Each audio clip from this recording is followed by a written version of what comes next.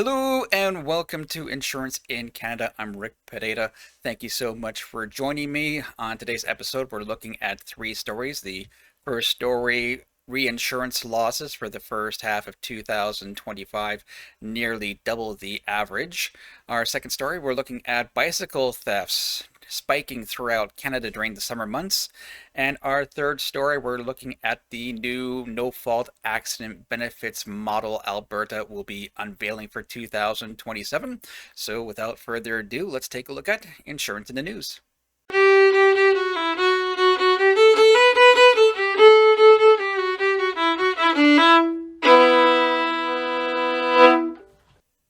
So our first story for today, we're looking at reports from Swiss Re, reinsurance company, and their report on the losses so far for the first half of 2025.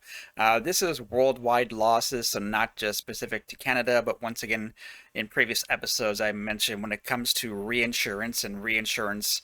For those of you who are not familiar, those are insurance companies that insure insurance companies. So insurance companies, the one that deal with the general public that insure actual assets, may not have the resources to cover large losses or want another insurer to help them with their normal book of business to share in losses. That is where reinsurance companies come in.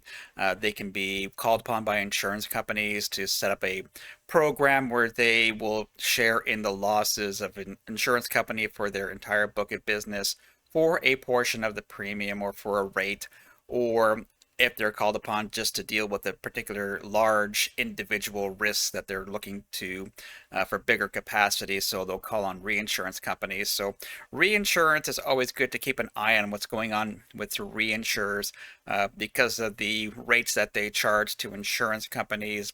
Those costs get passed on to the policy holders as well. So if the reinsurance market is seeing large losses, those costs get passed on to the insurance company and eventually get passed on to the consumer as well. So the article, catastrophe losses at the half year hit 80 billion, nearly double the average from Swiss Re. Global insured losses from natural catastrophes reached 80 billion US in the first half of 2025 based on preliminary estimates from Swiss Re Institute. So Swiss Re, that is a reinsurance company. The figure is nearly twice the 10-year average and accounts for more than half of the US 150 billion in 2025 prices projected for the full year, following a long-term annual growth trend of 5 to 7%, with natural catastrophe activity often higher in the second half of the year. Yep, normally we'll see the hurricanes happening in the US normally in the summer, so we're starting to enter the hurricane season. So yeah, this is where you're going to start seeing the natural disaster claims from the U.S. Tornadoes as well here in Canada, in central Canada. That's where you start seeing the big rainstorms. Flooding caused by them will be in the second half of the year, July, August. Back to the article, with natural catastrophe activity often higher in the second half of the year, total insured losses for 2025 could surpass the forecast. Swiss Re Institute has previously noted that in peak loss years, insured losses can more than double the long-term average. This reflects a shift in the risk landscape where large-scale disasters such as Hurricane Harvey, Irma, and Maria in 2017, events that once were considered statistical outliers, are now increasingly seen as part of a continuing pattern of loss activity. We saw that September of last year in Florida with those two hurricanes back to back in September. The January wildfires in Los Angeles County were the costliest insured wildfire event on record, with losses estimated at 40 billion US. Prolonged Santa Ana winds and limited rainfall contributed to the rapid spread of the fires, which destroyed over 16,000 structures in areas with some of the highest concentrations of high-value single-family homes in the U.S. Wildfire-related insured losses have increased in the past decade as higher temperatures, more frequent droughts, and shifting rainfall patterns coincide with suburban expansion and concentration of valuable assets. Before 2015, wildfires accounted for about 1% of all natural catastrophe claims. That share has risen to 7%, with 8 of the 10 costliest wildfire events occurring in the past 10 years. In 2024, global insured losses reached 137 billion, marking the 5th consecutive year in which losses exceeded 100 billion US. Economic losses for the year totaled 318 billion US, leaving an estimated 181 US billion protection gap. Most wildfire losses originate in the US, particularly California. Well, we here in Canada can definitely debate where most wildfire losses originate. Maybe more expensive wildfires are down in the US, but trust me, we in Canada are more than familiar with wildfires. Where expansion in high-risk wildland-urban interface zones have been significant since 1990, exposure growth in the WUI, or wildland-urban interface zones, has outpaced growth in non-WUI zones by a factor of 1.8 nationally and 1.9 in California. Severe thunderstorms generated 31 billion in insured losses in the first half of 2025. While several storms brought large hail and tornado outbreaks in the U.S., losses were below Swiss Re Institute's trend estimate of 35 billion in the record-setting years of 2023 and 2024. The institute noted that SCS remains a major contributor to global catastrophe losses, with year-to-year variations highlighting their ongoing risks to property and infrastructure and SCS's severe convective storms. Urban growth in hazard-prone areas, increased asset values, and inflation have magnified the financial effect of severe thunderstorms. The Institute projects that losses from these events will continue to rise as exposure and rebuilding costs grows. So, we talked about in previous episodes how reinsurance rates were on a slight decline from last year into 2025. Which partially contributed to the softening of the commercial insurance market. However, if these forecasts hold true when it comes to anticipated losses, especially natural catastrophe losses for the rest of the year, then we may see reinsurance rates increasing for next year, which means maybe the good times when it comes to the commercial soft market may be coming to a close. Moving on to our next story. Summer bike thefts spike 138% in Canada, highlighting insurance gaps. So we like to talk about the issue when it comes to vehicle theft, automobile vehicle thefts, and believe me, that's still a problem, even though we've seen in a previous episode how auto thefts have been slowly decreasing for the first half of 2025. There's other types of vehicles where theft is also a problem, but obviously automobiles is going to take a center stage when it comes to media attention. Standard home insurance may fall short for high-value bikes, warns insurer. Bicycle thefts in Canada surged during the summer, and with only 15% of stolen bikes ever recovered, insurance is often the last line of defense, but a Square One's latest analysis shows standard coverage may not be enough. Data from police services in major cities show a 138% increase in bike thefts between June and September compared to the rest of the year. That would kind of make sense, considering that's the time of the year most people would be on their bicycle. May, you're starting to get into it, so you'll still see some people in October, but in Canada, the main bicycle enjoying weather would be from June to September, so no surprise that you'd see that increase in bicycle thefts during that time of year. I mean, you probably see an increase in, snowblower thefts in the winter months, not as opposed to the summer months. While the long-term trend is down in most cities, Montreal remains an outlier with thefts still climbing. Residential properties account for 40% of theft locations, followed by public areas at 33%. Bikes are often stolen from garages and sheds, which may not always qualify as secure storage under some policies. Daniel Merkovich, President and CEO of Square One, says many home insurance policies offer limited protection for bicycles. The standard coverage on many policies won't be adequate, especially for high-value bikes or e-bikes, he said.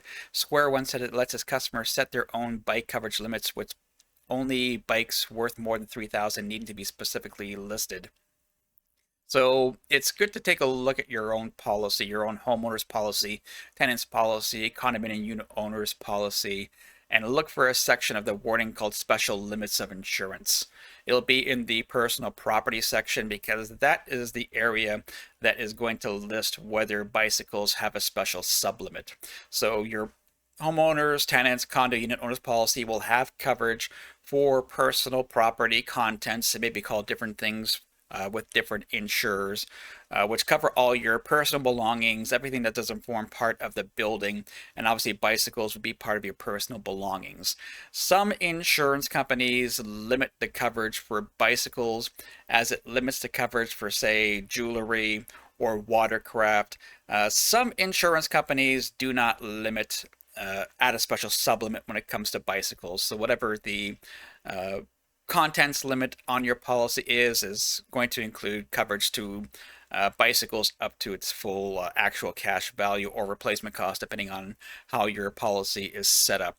But it's important to take a look at your own policy to see if there is such a limit or if there's not, and whether that sublimit is going to be sufficient for your particular situation.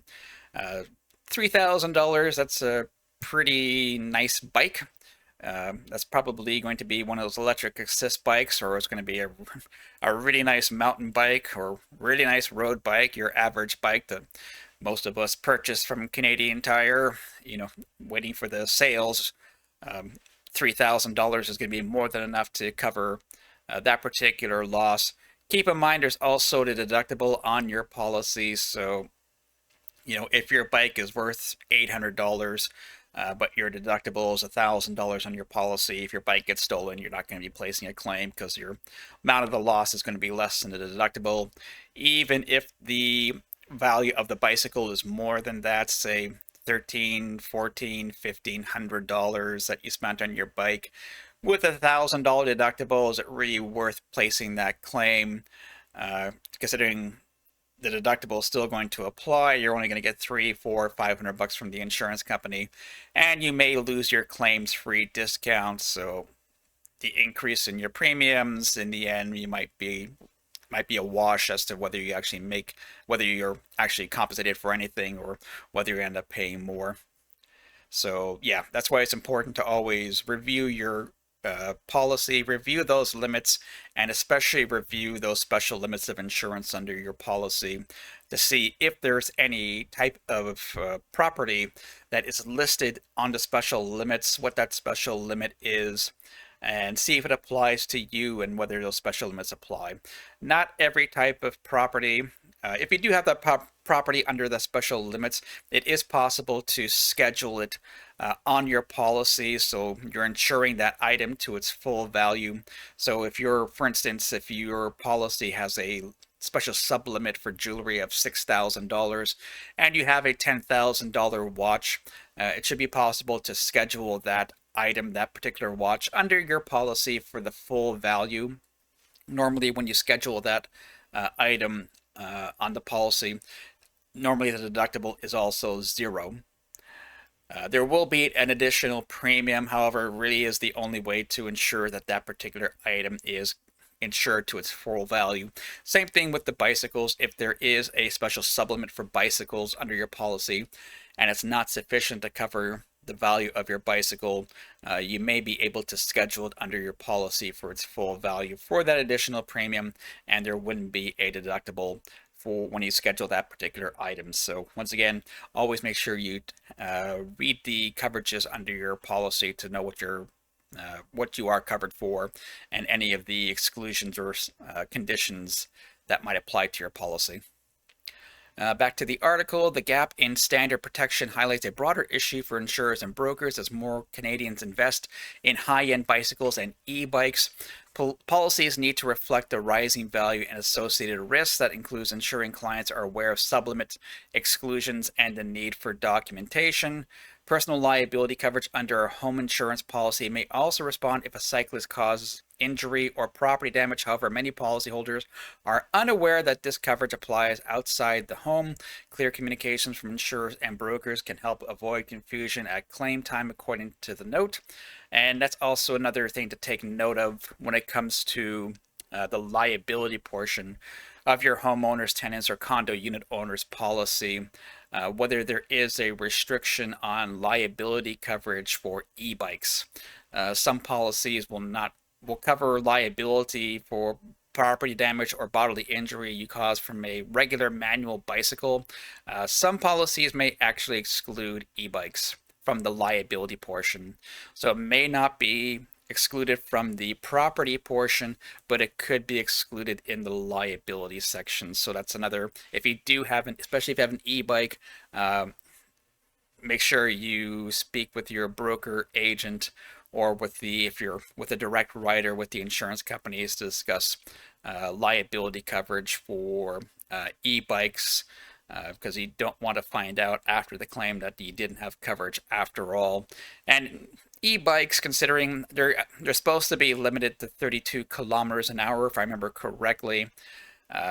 Still, an e-bike going 32 kilometers an hour, impacting somebody, that can still cause quite a bit of damage to that person. So always make sure you're properly covered for liability, because you never know. Risk prevention should also be part of the conversation. Registering bikes with a recovery platform like Project 529, using multiple lock types and avoiding overnight public parking can help reduce both frequency and severity of claims. For insurers, the seasonal uptick in bike thefts is a reminder to review how policies handle personal property losses tied to outdoor mobility. From underwriting to claims, there's an opportunity to fine-tune coverage and risk guidance in line with changing consumer behavior, according to the statement. That's very true. But keep in mind also when it comes to e-scooters, many municipalities have banned e-scooters. But if you're in a jurisdiction that doesn't ban e-scooters and you purchase one, keep in mind many insurance policies, the liability section will not cover e-scooters. So if you impact somebody or somebody's vehicle with your e-scooter, your residential policy or habitational policy may not cover the liability from that particular incident. So once again, before you consider purchasing an e-scooter, make sure that it's legal in your municipality and check your coverage to make sure that the liability from property damage or bodily injury from incidences involving an e-scooter would be covered under your policy. And our last story comes from Alberta. We talk a lot about you Albertans on this show because there's so much good information, so many interesting things happening in Alberta when it comes to your insurance, especially your automobile insurance. Big changes coming up in 2027. So let's take a look at that. Alberta unveils new details of Care First auto insurance model. The overhaul, set to take effect in 2027, raises questions for insurers. Alberta has released new details of its incoming no-fault auto insurance system, giving the insurance sector its first in-depth look at the claim structure it will be expected to administer from January 1st, 2027. Dubbed Care First, the model shifts accident compensation away from legal settlements and towards insurer-funded benefits, a change that can significantly alter claims handling, underwriting practices, and cost management across the province's auto insurance market. Under the proposed framework, insurers will be required to provide broad benefits to all injured parties regardless of fault. Keep in mind, Alberta already has no-fault accident benefits. So these accident benefits are being expanded in exchange for limitations on the ability to sue for your injuries in a court in Alberta. So some of the changes: unlimited medical and rehabilitation coverage until maximum medical recovery, along with monthly personal care payments of up to $6,781 for catastrophic injuries. So injuries in some jurisdictions are categorized by their severity. Alberta seems to be using the same categories as Ontario. So catastrophic injuries, it is actually defined in the Ontario Insurance Act and the statutory accident benefit schedule what a catastrophic injury is. But these are normally the more severe life-altering injuries that one can experience, that's not including death, from an automobile accident. But there are technical definitions of the type of injury that qualifies for catastrophic injury.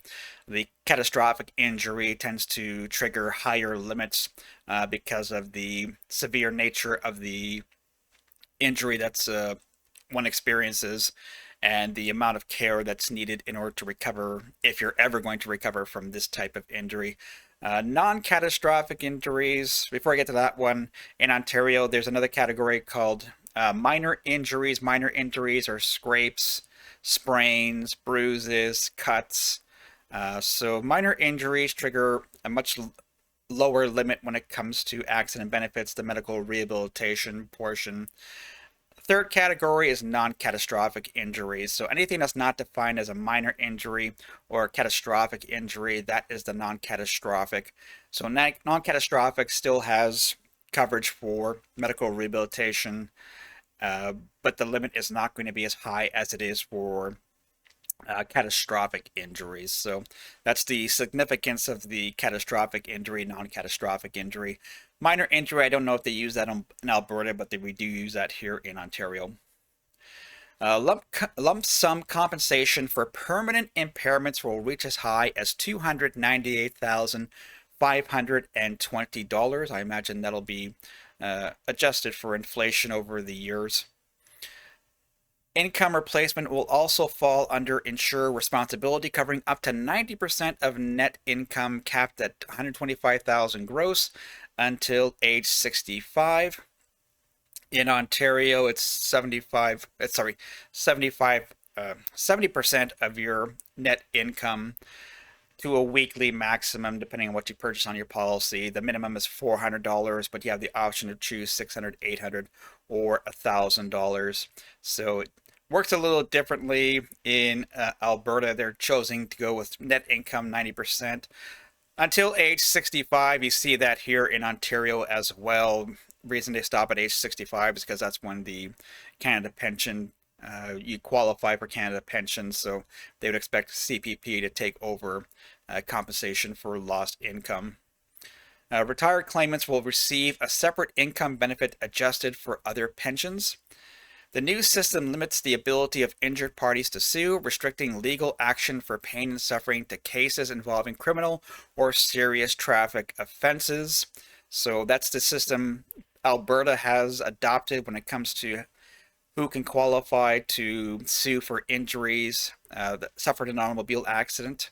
It's the same system that they have in British Columbia, where they go by whether the other party was charged, what kind of offense, if they were charged, and what kind of offense. Here in Ontario, we use a different system. It depends on the severity of the injury that you suffer. If you suffer death or a serious permanent impairment of an important physiological, mental, psychological function, or permanent serious disfigurement, then you can sue the other party with limitations. But there's no definition of a permanent serious disfigurement, permanent serious impairment of important physiological, mental, psychological function. That is up for the courts to determine whether you have suffered that or not. But like I said, Alberta going with a different system. For insurers, this could mean reduced litigation costs, but also more direct exposure to long-term disability and care claims. Notably, insurers will be responsible for communicating benefit eligibility, assisting claimants, and providing written explanation of decisions. Disputes will be handled by a newly established tribunal. Though no implementation timeline has been announced, tribunal rulings will be binding, though eligible for judicial review. So This sort of system, this Care First model, was also adopted by British Columbia. I think it was 2000. I'm not sure if it was 2023 or last year, with mixed results in terms of people's reaction to the new system. It's a bit of a different system to get used to, but with this sort of system, compensation for your injuries is more immediate as opposed to trying to go the tort system or going through the courts, because as we all know, a case going through the courts, a civil case going through the courts, can take months, if not years.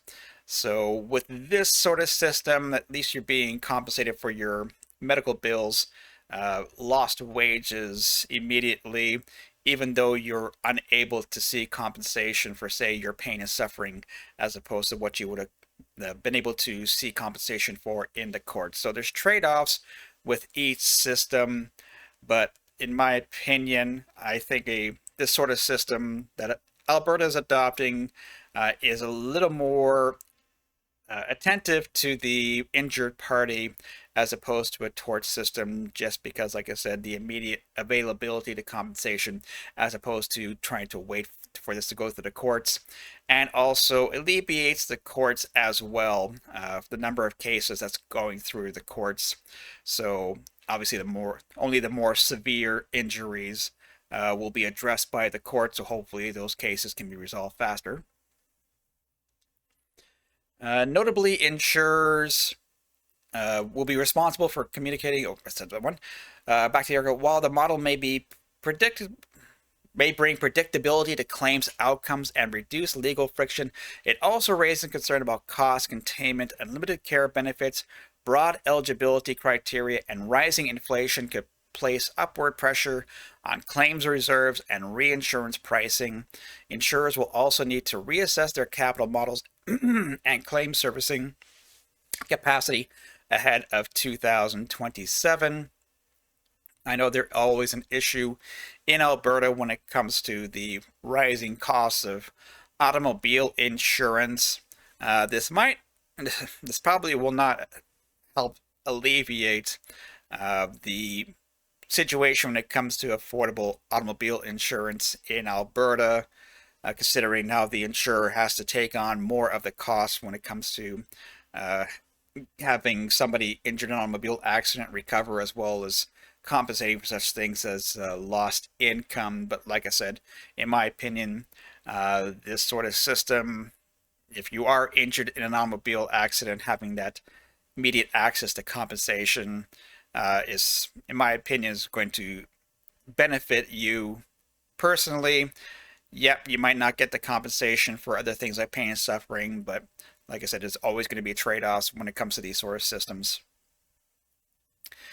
Back to the article, despite touting the model as a path to affordability, the Alberta government has not provided actuarial evidence that the new framework will lower premiums. That's a bold claim there for the Alberta government. Industry stakeholders are still awaiting clarity on rate-setting mechanics, reserve requirements, and how the new tribunal will interact with existing regulatory oversight, with Alberta maintaining one of the highest private auto insurance costs in the country. Insurers face the dual challenge of adapting operationally while navigating market and political expectations for affordability. Further regulatory details are expected before the 2027 launch. So, yeah, in my opinion, this is not something you adopt to try and get a handle on automobile insurance costs. This is something to try and help people injured in an automobile accident, not really trying to help in the your average Alberta driver's cost when it comes to automobile insurance. So that is it for me for today. I want to thank you for joining me. If you like what I do here, please like this video, subscribe for more. Please leave a comment in the comment section about anything we talked about today, whether you're an Alberta resident, whether you are aware of any of these changes, what your opinion is, how about the bicycle story? Have you experienced bicycle theft? Is that an issue in the area where you live in? Let me know down in the comments section. Don't forget to follow Insurance in Canada on Twitter/X. Don't forget also, these episodes will be available as an audio podcast on Spotify. So until next time, bye bye.